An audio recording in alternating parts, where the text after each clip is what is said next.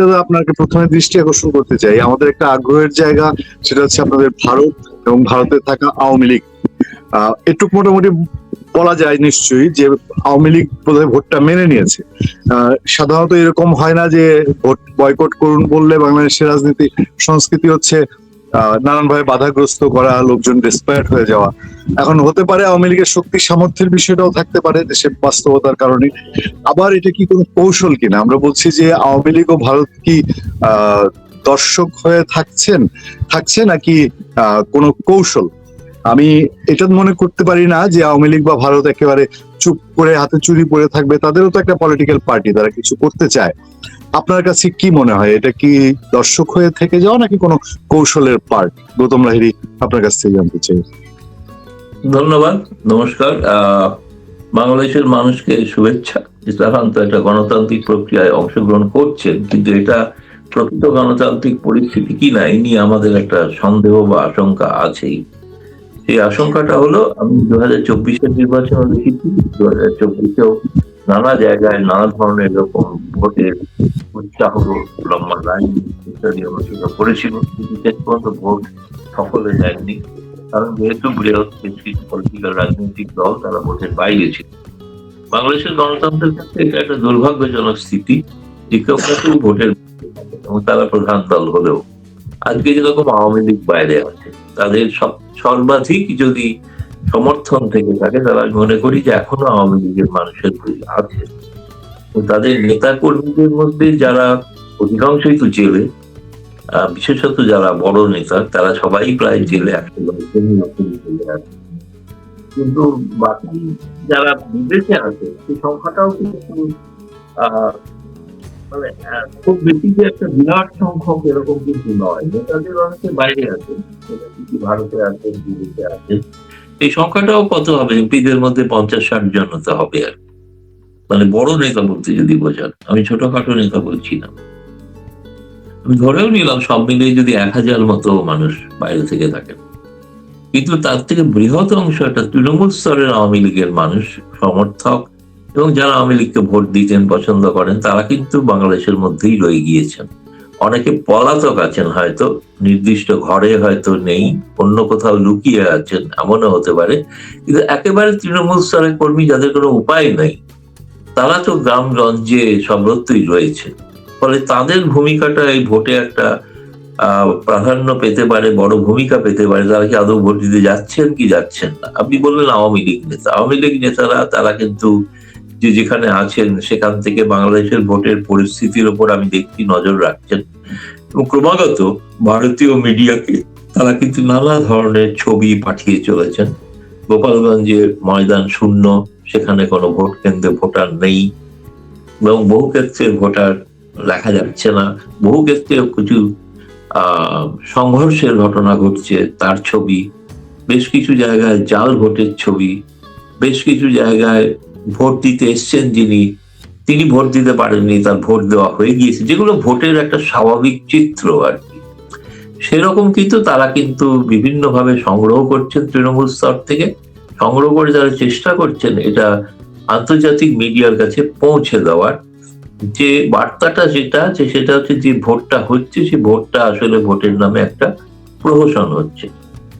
ভারত সরকারের যদি ভূমিকা বলেন, তাহলে ভারত সরকার এক্ষেত্রে কিন্তু সক্রিয় কোনো ভূমিকা তারা নিচ্ছেন যে তা নয়। তারা অনেকটা পর্যবেক্ষণ করছেন কিরকম ভোট হচ্ছে, কিভাবে হচ্ছে। যেটাই হোক, বাংলাদেশের মানুষ যেভাবে অংশগ্রহণ করছেন, ভারত কোনো সক্রিয়ভাবে কোনো, আপনি যে সাথে শুরু করেছিলেন, আমি যেটা বলছিলাম, মানতে হবেই যে শেষ পর্যন্ত ভারত সরকার এবং আওয়ামী লীগ তারা কিন্তু ভোট হচ্ছে এটা প্রায় মেনে নিয়েছে, তাদের কোনো উপায় নেই।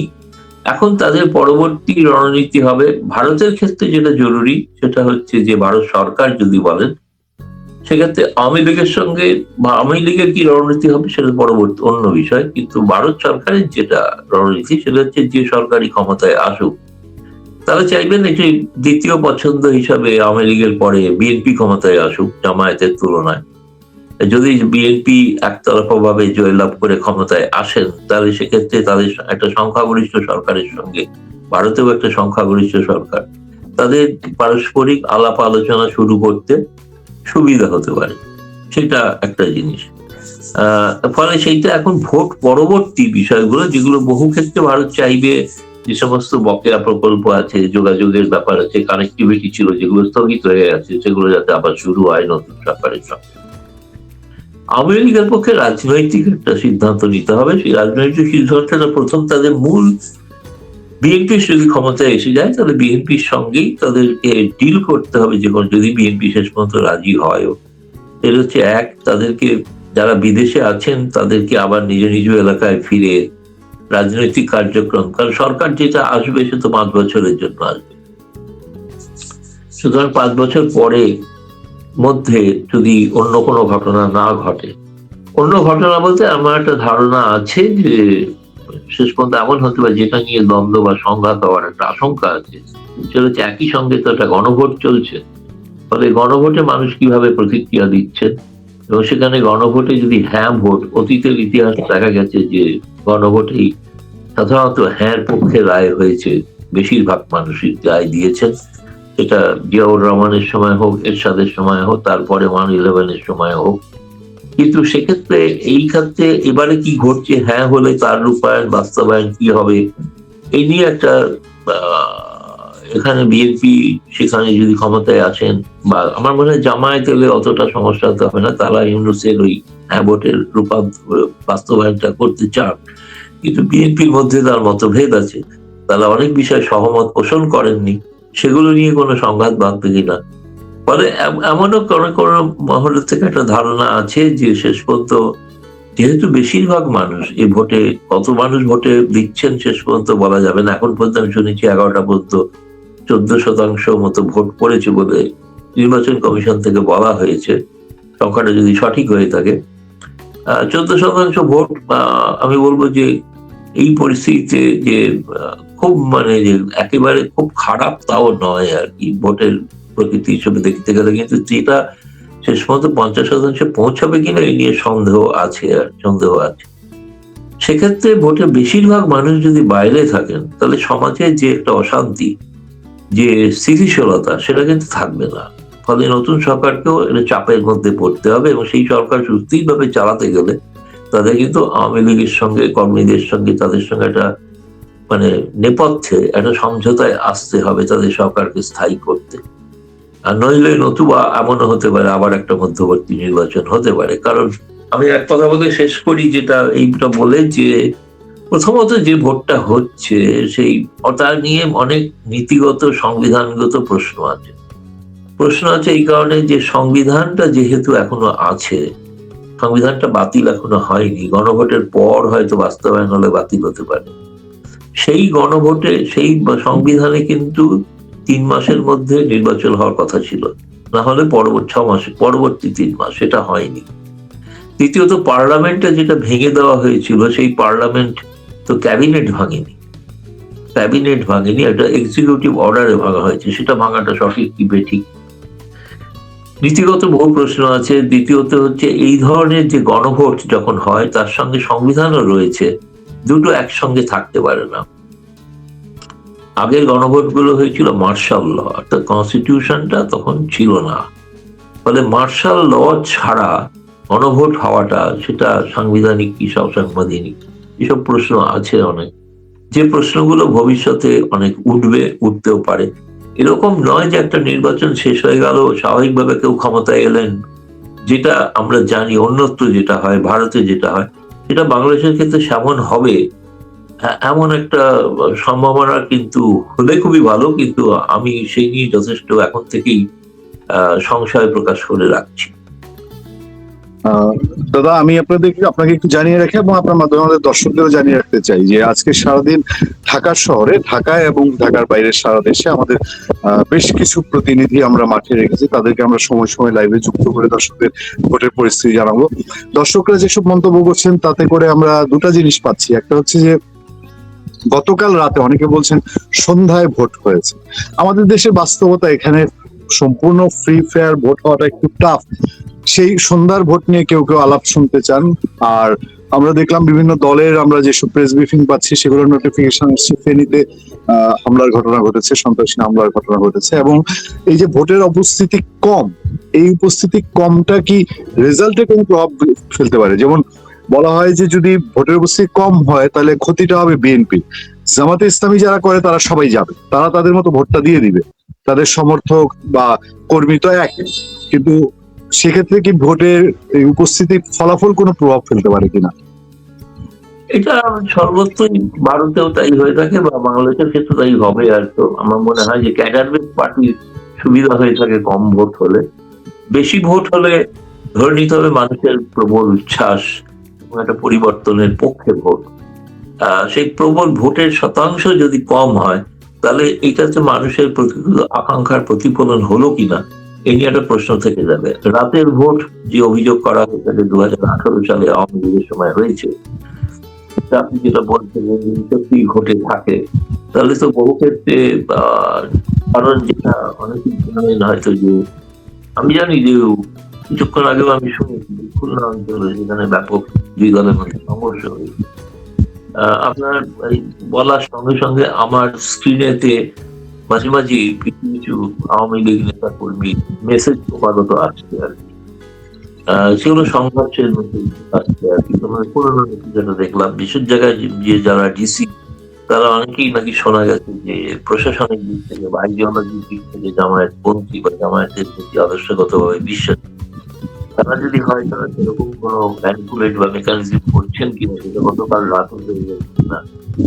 এটা যদি ফলাফল দেখে, যেটা আপাত ভাবে দেখে মনে হচ্ছে দিকে পাল্লা ভারী এই ভোটের চিত্র দেখে, কিন্তু সেটা শেষ পর্যন্ত যদি অন্যরকম কিছু ঘটে গিয়ে থাকে তাহলে আবার রেজাল্ট ভিন্ন হতে পারে। আমার তো মনে হয় ভোট বাকি 4টে শেষ হয়ে যাওয়ার পর 6টা থেকেই গণনা শুরু হওয়ার কথা, কিন্তু প্রেস সেক্রেটারি একটা সংখ্যা প্রকাশ করেছিলেন দেরি হতে পারে, কিন্তু ইলেকশন কমিশন তো বলছেন শুক্রবারের মধ্যে রেজাল্ট ডিক্লেয়ার হয়ে যাবে। গণভোট এবং ভোট এই দুটি হওয়ার পরের পরিস্থিতিটা নিয়ে এখন আমার মনে হয় এই ভোটের থেকে ভোট পর্যন্ত যেটা চিত্র সেটা বাংলাদেশের, আমার মনে হয় যে সেটা নাটকের প্রথম অধ্যায়, দ্বিতীয় অধ্যায়টা শুরু হবে গণনার পর থেকে। ফলে সেই অধ্যায়ে কি কি ঘটবে, এগুলো ঘটানো অস্বাভাবিক কিছু নয়। ভোটের ফল নেবেন না, আন্তর্জাতিক দুনিয়া কিভাবে দেখবে, এইসব প্রশ্নগুলো তখন উঠবে। এখন পর্যন্ত কেউ কোনো মন্তব্য কিছু করছেন বলে আমি শুনিনি। একটু আমার কাছে ভিডিও এগুলো আমি দেখলাম, এক স্থানীয় সাংবাদিক, তারা বিভিন্ন সাংবাদিক যে বিশেষ করে পাকিস্তান থেকে আগত যারা সাংবাদিক তাদের সাক্ষাৎকার নিচ্ছে, ভোট খুব চমৎকার, খুব ভালো হয়েছে। বাকিদের তারা কোনো কমেন্ট এখনো আমি তার ওখান থেকে পাইনি আর কি, ভাবে বলতে হবে, হয়তো কেউ করে থাকতে পারে, সেটা আমার জানা নেই। কেউ কেউ আমাদের ভারতীয় সাংবাদিকরা পোস্ট করছেন, কিছু কিছু তার থেকে এসছে যে কেউ বলছেন যে প্রথম ভোট দিতে পারলাম, কিন্তু রাস্তাঘাট খালি শুনশান এই ছবিটাও আসছে আর কি। এই ছবির ফলে যে ভোটের সময় বিভিন্ন কয়েকটি এলাকা ভিত্তিক হয়তো প্রচুর জনসমাগম, আমি জানি না আপনার প্রতিনিধিরা হয়তো বলতে পারবে যে তারা কোনো বুথে সম্মানায় করছেন কিনা বা মানুষ এগিয়ে আসছেন কিনা ভোট দিতে, সেটা দেখার অপেক্ষা। জি, আমরাও অপেক্ষায় আছি সবশেষ কি গিয়ে দাঁড়ায়, এবং আজকাল দুটো দিনই খুব গুরুত্বপূর্ণ। এটা ঠিক যে আমি আপনাকে আগেও বলেছি বাংলাদেশের সেনাবাহিনী একটা খুব শক্ত রোল প্লে করছে, এবং এইটা আমরা আগেই ধারণা করেছিলাম যে সেনাবাহিনী যদি শক্ত রোল প্লে করে তাহলেই ভোটটা তোলা সম্ভব, এবং সেটাই হচ্ছে। এখন আমি আরেকটা ভিন্ন প্রসঙ্গ দিয়ে আজকে এই সংযুক্ত আলোচনা শেষ করব। সেটা হলো, আপনি জানেন যে 9 তারিখে, আজকে 12 তারিখ ভোট হচ্ছে, 9 তারিখে বাংলাদেশ সরকার আমেরিকার সঙ্গে একটা চুক্তি করলো, এবং নন ডিসক্লোজেবল এগ্রিমেন্ট। এইটা বাংলাদেশের মানুষের মধ্যে এবং সবাই যে এটাকে হতবাক করা কাণ্ড, একটা সরকার এভাবে কি করতে পারে এবং কি আছে সেই চুক্তির মধ্যে। একই সময়ে আমেরিকা এবং ভারতেরও চুক্তি হয়েছে। এই দুই জায়গায় ট্রায়াঙ্গেল কি কোনো সমঝোতা হচ্ছে, নাকি বাংলাদেশ টক্কর দিল ভারতের সঙ্গে? কোন দিকটায় যাচ্ছে বাড়াচ্ছে, এবং আমেরিকা আসলে কি রোল প্লে করছে এই বাণিজ্য ইন্টারনাল সম্পর্ক? এবং বলা হয় যে ডিপ স্টেটের প্ল্যানে এখনো অনেক কিছু হচ্ছে, ইভেন এই ভোটটাও যে হচ্ছে সেটাও ডিপ স্টেটের প্ল্যানে হচ্ছে, সেরকম কিছু দেখছেন কিনা? এটা তো আমরা দেখেছি আগে যে আমেরিকা বা যুক্তরাজ্য তারা প্রবল এই ভোটটা করানোর জন্য, আওয়ামী লীগ বাদ দিয়ে ভোটটা করানোর জন্য খুবই আগ্রহী ছিলেন। ফলে সেদিক থেকে তারা সফল। একই সময় এই ভারতের নির্বাচিত সরকার, ভারতেও আপনি জানেন যে গতকাল পার্লামেন্টে এই চুক্তি নিয়ে প্রভূত প্রশ্ন উঠেছে এবং আমাদের প্রধান বিরোধী নেতা রাহুল গান্ধী অনেক প্রশ্ন করেছেন আমেরিকা চাপে ফেলতে ভারতকে। আর অন্যদিকে বাংলাদেশে তো কোনো নির্বাচিত সরকারই নেই। তাদের নৈতিক অধিকার আছে কিনা যেখানে এ ধরনের চুক্তি করা। এবং দ্বিতীয়ত আমি আশ্চর্য লেগেছে যে বিএনপি বা জামায়াত কেউ কিন্তু এই বিষয়ে কোনো প্রশ্ন করেন। আমার মনে হয় তার আগে, চুক্তি হওয়ার আগে এই আমেরিকার প্রতিনিধিরা তারা কিন্তু বিএনপি এবং জামায়াতের সঙ্গে বৈঠকও করেছে, সম্ভবত জানিয়েও রেখেছেন, তাদের মনোভাবও বুঝে নিয়েছে যে তারা আপত্তি করবেন না। এখন তুলনামূলক বিচার যদি করেন, নিঃসন্দেহে যেটা কথা চলছে মানে এটা বাস্তবে প্রয়োগের উপরই নির্ভর করবে, সেটা হচ্ছে যে বিশেষ করে গার্মেন্ট শিল্পের যে প্রতিযোগিতা আছে সেখানে ভারত প্রথমে ভেবেছিল যে তাকে 18% শুল্ক করে দেওয়াতে এবং বাংলাদেশের 19%, ফলে ভারত হয়তো কিছুটা সুবিধা পাবে। কিন্তু বাংলাদেশের ক্ষেত্রে আমেরিকা যেটা করেছে যে আমেরিকান তুলা তারা কেনে, তাহলে সেক্ষেত্রে বিনা শুল্কে তারা গার্মেন্ট রপ্তানি করতে পারে। এতে কিন্তু আমেরিকার সঙ্গে তাদের ট্রেড ডিউটি তো কমে যেতে পারে, কিন্তু প্রতিযোগিতায় বাংলাদেশ ভারতের থেকে এগিয়ে যাবে। এই বাণিজ্য, তার সঙ্গে কিন্তু আমেরিকার অন্য যে শর্তগুলো আছে সেটা হচ্ছে আমেরিকা থেকে বিমান কেনা। এই বিমান কেনার জন্য এত টাকা কে দেবে? তাহলে আমেরিকাকেই ঋণ জোগাড় করে দিতে হবে এবং ঋণের জাল বাংলাদেশ আবার জড়িয়ে পড়বে। এইসব বিষয় আছে। আমেরিকা তার নিজের স্বার্থ দেখার জন্য, বাণিজ্যিক স্বার্থ দেখার জন্য এই ঘটনাটা ঘটছিল না, যেটা আমি জানি না আওয়ামী লীগ থাকলে এই ধরনের, আমেরিকাকে বলা হতো, আওয়ামী লীগকে বলা হতো তারা দেশের স্বার্থ বিকিয়ে দিয়েছেন। কিন্তু আজকে যে চুক্তি ইউনুস করলে সেটা কি বাংলাদেশের স্বার্থ বিকিয়ে দেওয়া হয়নি? সেই প্রশ্নটা তো থাকবে। এই দায় তো, চুক্তির দায় তো বিএনপি বা জামায়াত যারাই ক্ষমতায় আসুক তাদেরকে তো দায় নিতে হবে। এবং আমেরিকা থেকে তুলা আনতে তবে বিনা শুল্কে যাবে। আমেরিকা বিরাট দূরত্ব থেকে যে তুলো আনা, এটা বড় বড় গার্মেন্ট শিল্প তাদের পক্ষে সম্ভব। তো যারা গার্মেন্ট শিল্প করবে তাদের পক্ষে যে এটা কস্ট এফেক্টিভ হবে আমেরিকা থেকে নিয়ে আসা তুলা, এবং বিশেষ করে ম্যানমেড ফাইবার। এখন এই বিষয়গুলো কিন্তু ভবিষ্যতে অনেক কিছু দেখার বিষয় আছে। আমেরিকা নিঃসন্দেহে কিছুটা ভারতের উপর যে চাপ তৈরি রেখেছে সেটা অস্বীকার করার কিছু নেই, এবং সেক্ষেত্রে আমেরিকার স্বার্থে কোথাও ভারত হ্যাঁ বলছে না, এটা একটা মানে স্পষ্ট হয়ে উঠছে আর কি। ফলে সেদিক থেকে আগামী দিন কিন্তু এই বাণিজ্য চুক্তি কিন্তু এটা বাংলাদেশের সব থেকে বড় আলোচ্য এবং বিতর্কিত বিষয় হয়ে উঠতে পারে যদি বাংলাদেশের ব্যবসায়ী বা বণিকরা এবং তারা যদি এতে লাভবান না হন। ভারতে যেমন অলরেডি গার্মেন্ট শিল্পপতিরা তারা আতঙ্ক প্রকাশ করেছে, কিন্তু বাংলাদেশের ক্ষেত্রে সেটা এখনো দেখিনি। তাহলে কেউ কেউ সমর্থক করেছি, তারা অনেকে জানতে চাইছে আগামী দিনে একটা বড় সামাজিক সংঘাতের একটা বড় ব্যাপার হয়ে থাকবে এই আমেরিকা।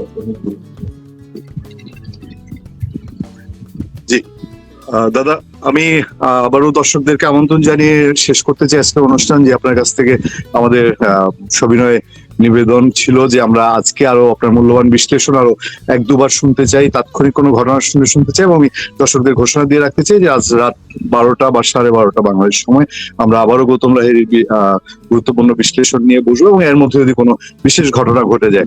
দাদা ভালো থাকবেন, সুস্থ থাকবেন।